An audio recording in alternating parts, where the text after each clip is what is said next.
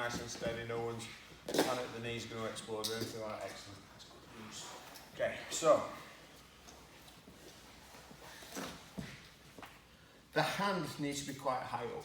Okay, if my hand's around about my belly button area, it's too low, we're not really going to be able to break the posture of the foot. So if he puts a boot on, boom, yeah, it's going to be really difficult to break that posture of the boot. So hand being a little bit higher, more towards the Achilles tendon. Okay, so this bit here is going towards the Achilles tendon. Once the hand goes in as well, I want to keep my hand up. Yeah, because that was my knee, not okay, so here, yeah, I want to keep this in this position because this is what's going to really help get it super tight. Okay, this foot's really important.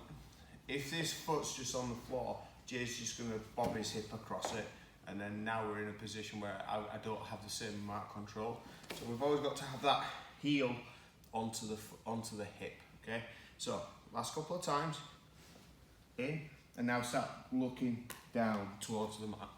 Okay, because if Jason, and we're not going to practice this yet because there's a few things we need to drill and just get used to this position, just so we don't end up twisting the wrong way and doing the wrong thing as a person getting footwork. But as he starts stepping, this is where I can now go to a downward facing one, which is where I can generate even more power. It's not great for your forehead or your hairline, but when we get into that position, we can really drive our hips down and through into the leg lock, so it creates even more power. So that was you that controlled that position and not Jay? Jay initiated the position. And then you just... Yeah, I just keep hold, keep everything nice and tight, keep those knees squeezed, keep my heel on the hip. Yeah, the other foot is just kind of hugging, and then as he moves, I just move with his leg. Okay, so that's a really good question. Yeah, so this, once we're in nice and tight, doesn't matter which way he goes, yeah, he's going to have problems. One of the other things I want us to talk about briefly is the knee line. And this is where it'll help us kind of understand where we need to be. So I want to always control his knee, okay? So when we fall, which is the next bit, we're going to add the fall into here and then into the entry, okay? I always want to control the knee line, because if Jason's knee goes past my knees, yeah, I'm not going to be able to full lock him. Even if I've got hold of his leg and doing this sort of thing, yeah, I'm going to start losing the position.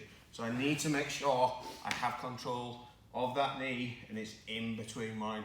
Yeah, significantly past what helps definitely a lot, but he can't have his knee below my knees because then I've got problems and I don't really have true control. Okay, so just keep that in mind for when we start moving into adding this into the sweep. All right, give it a go. 1, 2, 3.